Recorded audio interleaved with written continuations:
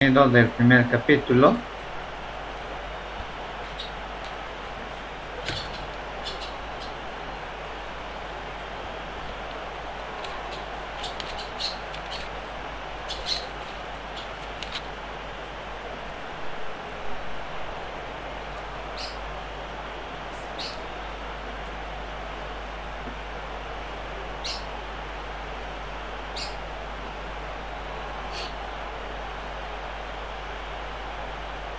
Entonces, capítulo 1, álgebra vectorial e introducción al cálculo vectorial. Dijimos, tiene un tono de modesto. En realidad vamos a ingresar a nivel de introducción, por supuesto, a elementos del análisis vectorial. Entonces, el primer punto, con lo que vamos a comenzar, está referido a sistemas de referencia. Uno o dos componentes de un vector y vectores unitarios, decíamos principalmente en el sistema de coordenadas cartesianas. 1.3, álgebra vectorial.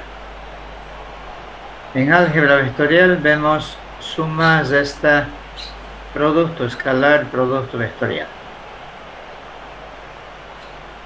En una tercera parte, lo que vemos es ya la derivación de una función vectorial, allí haciendo énfasis en gradiente, divergencia y rotacional. En la última parte, en la cuarta parte, nos referimos a la integración de funciones vectoriales. Integral de línea, nos va a importar mucho el concepto de circulación. Integral de superficie, el concepto de flujo. Y finalmente concluimos citando los dos teoremas, tanto de la divergencia como del rotacional.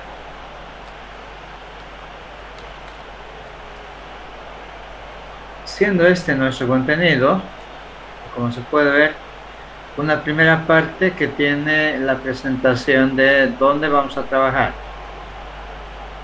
Aquí ya cómo vamos a trabajar con los vectores, sumando, restando, multiplicando.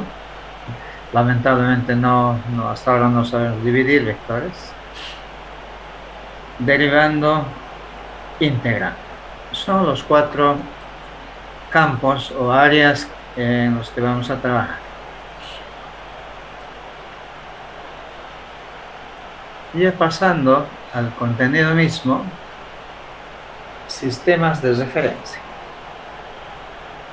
Para repasar, mencionamos dos dimensiones. En el plano tenemos varios sistemas de coordenadas. Una de las más importantes es el sistema de coordenadas rectangulares, o simplemente coordenadas cartesianas como conocemos. Tenemos dos ejes mutuamente perpendiculares, una que en este caso horizontal X, un eje que comienza con menos infinito y termina de manera continua hasta más infinito. De la misma manera, un eje perpendicular a la primera, llamada también eje de las ordenadas, de la misma manera comienza desde el menos infinito hasta más infinito. Entonces, con estos dos ejes, con el sistema cartesiano, cualquier punto de este plano lo podemos ubicar como este punto a través de un par ordenado. El par ordenado significa de que el primer valor corresponde al valor que tiene sobre el eje X proyectado perpendicularmente, y el segundo valor corresponde al valor de la coordenada Y, también proyectado perpendicularmente, como tenemos en este ejemplo. Y aquí ambos positivos, aquí habrá un negativo, un positivo, aquí habrá ambos negativos, aquí habrá un positivo, un negativo, ¿no es cierto? Enteros, decimales, todo lo que pueda caber en un plano continuo. ¿Algún comentario sobre coordenadas cartesianas? Es lo más familiar, ¿sí? Hola. Continuando, coordenadas polares. Este sistema de coordenadas tiene un eje polar. En este caso, un eje horizontal. Generalmente se suele representar con X. ¿Ya? Luego tenemos un punto donde comienza el eje polar, se llama polo. En este caso representado con O mayúscula. Y por tanto, cualquier punto en este plano, en el sistema de coordenadas polares, como este punto M, ubicamos mediante un radio polar, o simplemente radio, que es una distancia desde el eje polar hasta el punto donde nosotros nos interesa ubicarnos. Esta distancia, obviamente, en centímetros o metros o pulgadas positivo, de un determinado tamaño, pero podría estar aquí, es decir, en cualquier punto. Para eso, definimos este ángulo, phi, generalmente θ a veces, ¿no?, que comienza del eje polar hasta el radio polar, avanzando en el sentido contrarreloj. Y entonces, este par ordenado, la distancia o el radio, más el ángulo. Puede ser 30 grados, 40 grados, 90 grados. Generalmente en radianes, es decir, pi medios, pi cuartos, ¿cierto? Aquí 3 cuartos de pi, etc. Estas dos formas de coordenadas no son más familiares. Representamos entonces cualquier punto de un plano haciendo uso de ya sea cartesiano o coordenadas polares. ¿Cuál es mejor? ¿Cuál es peor? Es como una herramienta, uno sabe en cuál tiene mejor dominio, entonces trabaja con eso. Solo que en la mayoría de las materias o desde el colegio más nos hemos habituado a trabajar con el sistema de coordenadas cartesianas. No hay problema, vamos a seguir nosotros también trabajando en mayor parte con el sistema, pero vamos a ver también que en algunos problemas es mucho más conveniente trabajar, por ejemplo, en el sistema de coordenadas polares.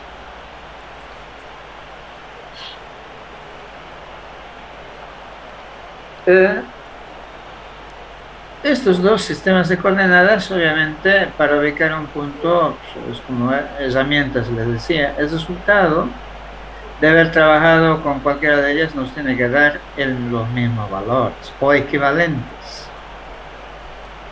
Por eso hay necesidad de conocer cómo traducir de valores de coordenadas cartesianas a coordenadas polares, o al revés.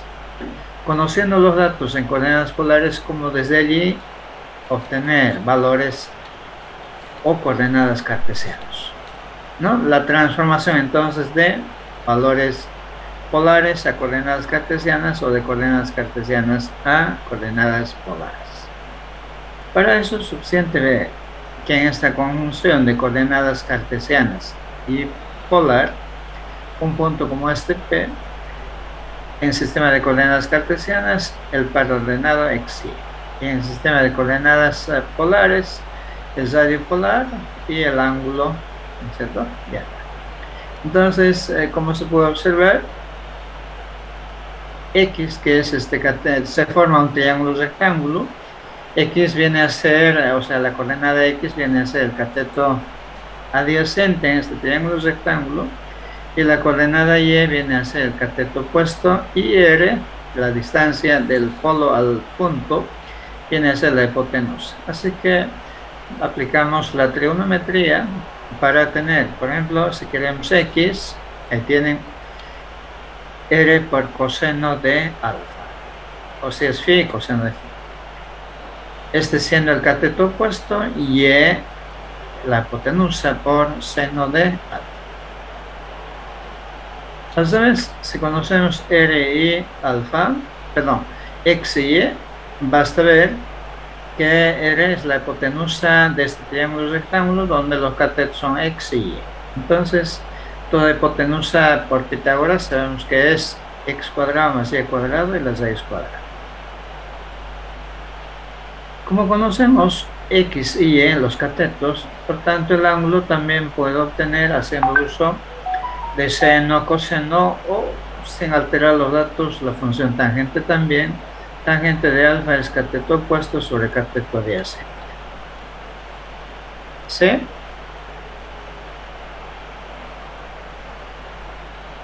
Jóvenes, comentarios sobre esta transformación de valores o de coordenadas de la correspondencia entre coordenadas cartesianas con polares.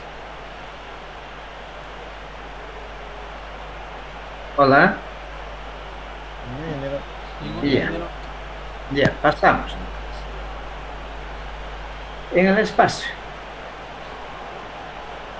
tenemos el sistema de coordenadas cartesianas, así nomás ya vamos a llamarlo ahora.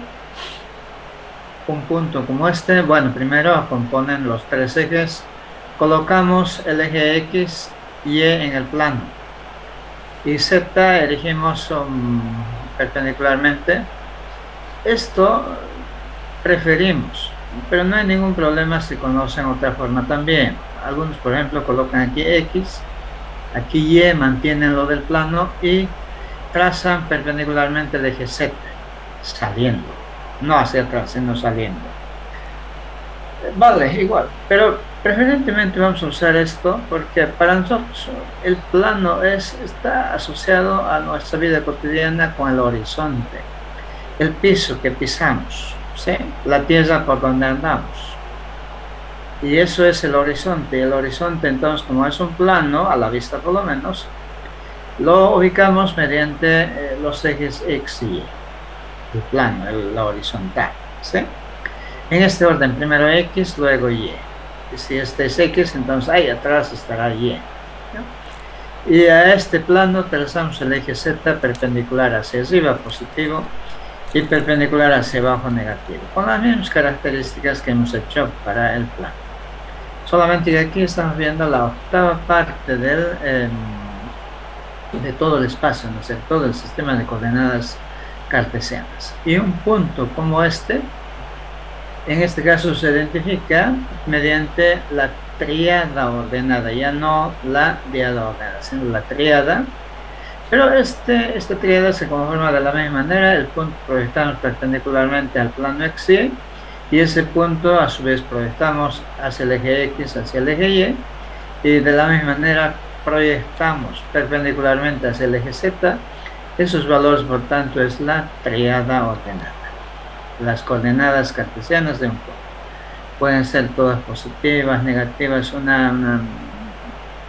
todos los valores posibles correspondientes al cuadrante respectivo. Bien, las coordenadas cilíndricas. Este sistema de coordenadas cilíndricas, igual, aquí en este cuadro, además he trazado relacionado al sistema de coordenadas cartesianas X, Y, Z. Miren, el eje X sigue siendo el eje polar, el origen, el polo, y entonces un punto como este, en el espacio,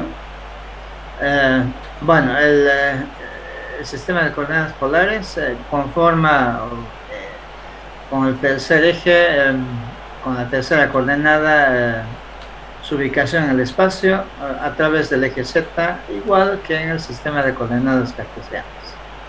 Un punto como este en ese espacio, P, se identifica mediante esta tríada ordenada Rho, Phi y el valor Z. ¿Y cómo se obtienen los valores? Miren, se proyecta perpendicularmente al plano XY y allí, este es el radio polar, este es el ángulo Phi, ¿no? Trazado desde el eje polar que coincide con el eje X. Y bueno, los tres valores conforman esta tríada en el sistema de coordenadas polares. o cilíndricas, perdón, o polares en el espacio. ¿Ya? La correspondencia. Aquí entre ambos sistemas, lo mismo R, como se puede ver.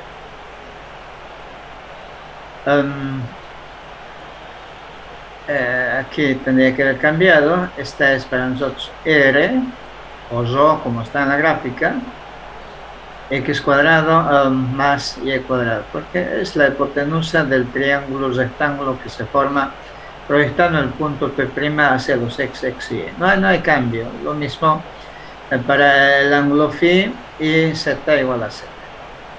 Para coordenadas polares a partir de coordenadas cartesianas, de la misma manera que en el caso anterior, se añade nomás la tercera relación, que hay z igual a z.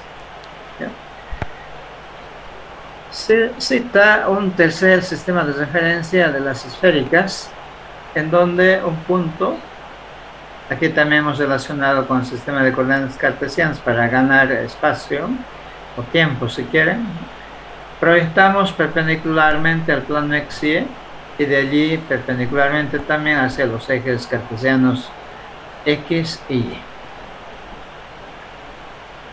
Las coordenadas para esto es la distancia que hay del origen al punto R minúscula, el ángulo similar al de coordenadas polares, desde x hasta la recta proyección del punto P al plano x y la tercera coordenada en este caso es el ángulo que forma R con el eje Z, y contando a partir del eje Z se suele llamar generalmente el ángulo polar el ángulo θ. Y P, por tanto, es esa triada ordenada, R, θ y φ, en ese orden. ¿Ya?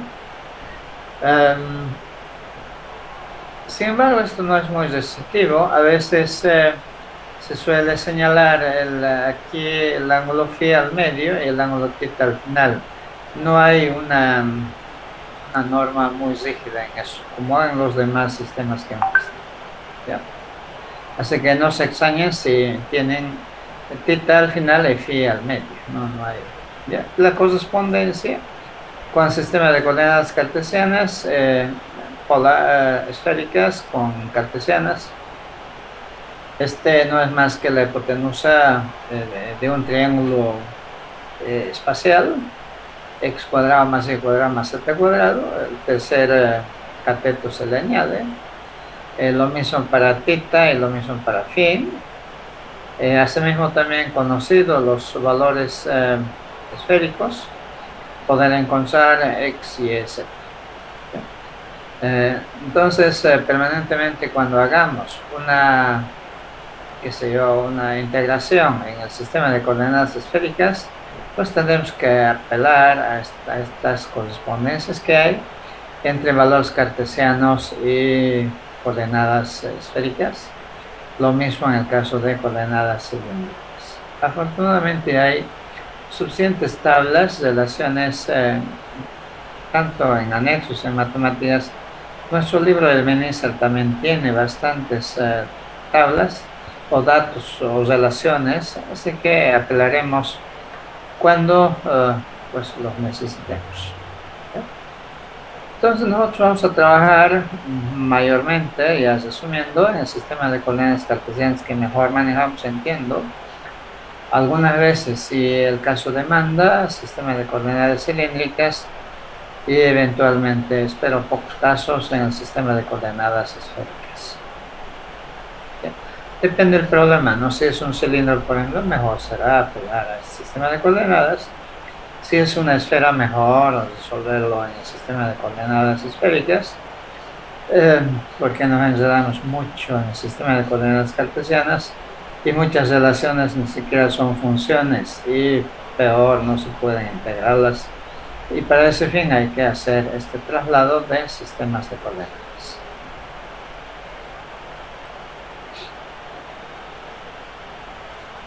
Bien, en esta primera parte de sistemas de referencia,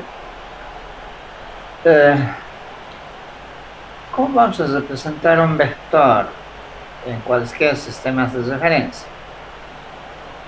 Recordando el sistema de coordenadas cartesianas, solamente en el plano, en 2D, el eje X, el eje Y, lo que está con rojo, un vector. Representamos ya sea partiendo del origen hasta donde termina el vector mediante una flecha, conocen. Y si no comienza, no importa, aquí podría comenzar así o así, no importa, es lo mismo, ¿no? Lo importante es que este vector, que parte de un punto y termina en otro punto en una flecha, tiene un tamaño que llamamos módulo, magnitud, tiene una dirección con el eje X generalmente, ¿no? A través de un ángulo, y se dice que tiene un sentido por el signo de la flecha, en este caso hacia arriba a derecha, que tendrá X y Y positivos, pero podría estar dirigido a la izquierda también hacia abajo, ¿no es cierto? Entonces, todo eso a través de las normas que tenemos para trigonometría o sistemas de referencia, ¿ya? Aquí en el plano, para nosotros es muy importante definir componentes de un vector. Componentes de un vector no son más que sus proyecciones sobre el eje X y sobre el eje Y. Proyección perpendicular. Así tenemos, por ejemplo, su proyección X, su proyección Y. Mejor componente X, componente Y. Por supuesto, un vector también. Vamos a recurrir nosotros a vectores unitarios. Un vector unitario es un vector como este componente X dividido entre su magnitud, que quiere decir que el módulo de este vector va a ser 1 y la dirección va a tener X positivo, o a la izquierda negativo, pero de magnitud 1. Lo mismo para componente Y, es el vector que tiene esa dirección, como en este caso componente Y, sobre su magnitud, su módulo de este vector unitario J es 1 también, ¿ya?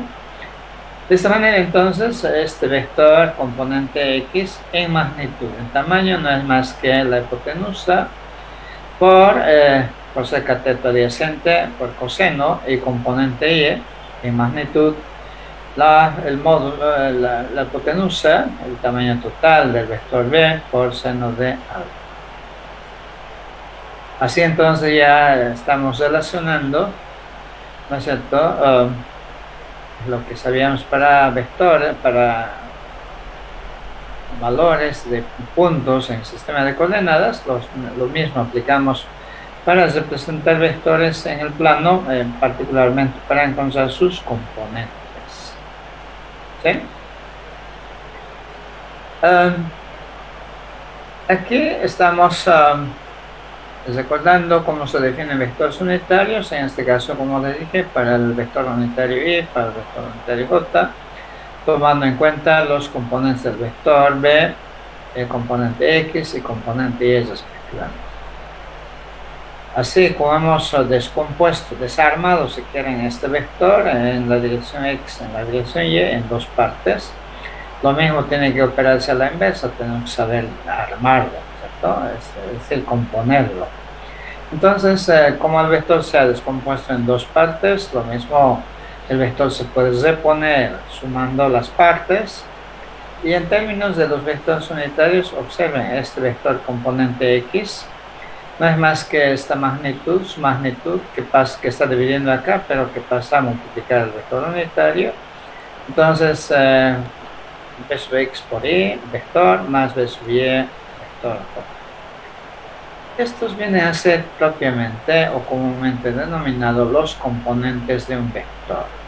Y eso es lo que nosotros usamos como el par ordenado en el plano X y Y. Los componentes de un vector, por tanto, para nosotros son los componentes del vector en ese plano, en el sistema de referencia, en este caso en el plano cartesiano. Observar que el vector puede aplicarse en cualquier punto, no siempre aquí, sino hacemos aquí, así, el resultado es exactamente lo mismo, no hay cambio. Jóvenes, consultas hasta aquí, componentes de un vector, vectores unitarios, como un repaso. ¿Estamos bien? Sí, ingeniero. Bien, en 3D no hay cambio, es lo mismo. Este vector, ahora como en el punto en el sistema de coordenadas cartesianas, proyectamos hacia el plano XY. Por tanto, aquí está su componente Y, su componente X y su componente Z. ¿Sí? Con los vectores unitarios Y, J, K. ¿Sí? Y por tanto, el vector A se ha descompuesto en sus componentes cartesianos, a su X, a su Y, a su J, suma vectorial. O haciendo uso de los vectores unitarios, aquí habrá que anotar a sub x y, a sub y j, a sub z k. ¿Sí? Entonces, de aquí nosotros entonces podemos seguir trabajando como lo hemos hecho en el sistema de coordenadas cartesianas, pero hay un problemita. Cuando hablamos de una dirección, es mucho más útil en el caso de vectores indicar qué ángulo forma el vector con el eje X, alfa. ¿Qué ángulo forma el vector B con el eje Y? ¿Y qué ángulo forma el vector con el eje Z, gamma? Estos ángulos se llaman cosenos directores. Una mezcla, digamos, de cartesiano con esféricas. ¿Sí? Aplicando la trigonometría aquí en este espacio, este sería el ángulo alfa, perdón, así, alfa, beta, gamma, ¿no? Como está acá. Obtendríamos para coseno de alfa b sub x sobre su magnitud, coseno de beta, el ángulo que forma con el eje y, el componente y sobre la magnitud del vector, y coseno de gamma, componente z sobre el tamaño del vector. Por eso se llaman cosenos directores. Tienen esa relación sencilla.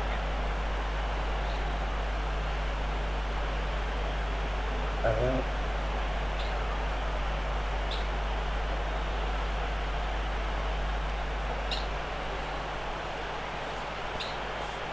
Hola.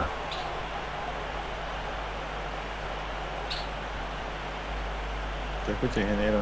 Denle la X, ingeniero. Eso lo para que lo hacen la cuenta. No puedo. A ver, ya está. Pero yo creo que un par de minutos más nos van a extender.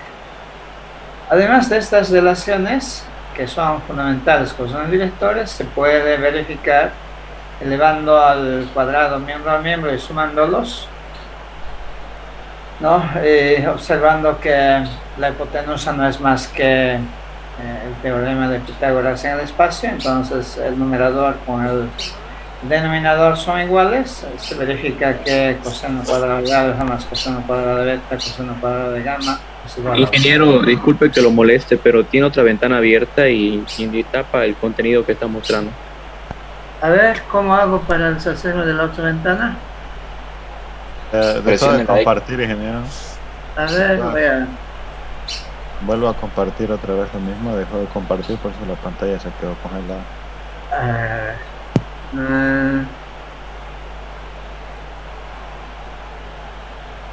Sí.